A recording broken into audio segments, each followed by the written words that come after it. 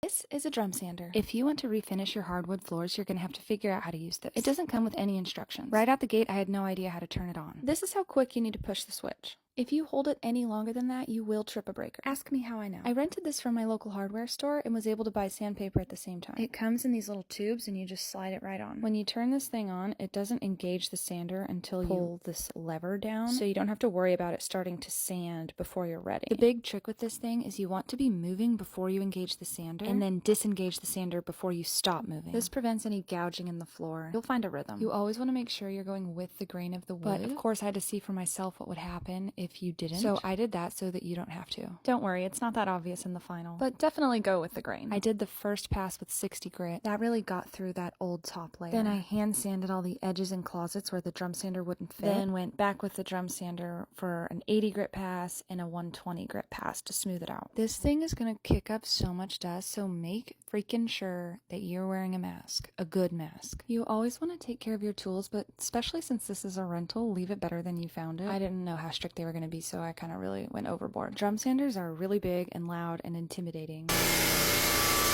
but also really straightforward, and I think easy once you get that rhythm with the lever. I'm super happy with how these floors turned out. I still have to edit all my staining videos, but here's a little sneak peek of how it turned out. I have a big 2-story, over 100-year-old house that all the floors need to be redone, and I was pretty daunted by that prospect, but now having gotten one room done, I feel confident to do the rest of the house. Be super safe with it, but don't be scared. If I can do it, you can do it.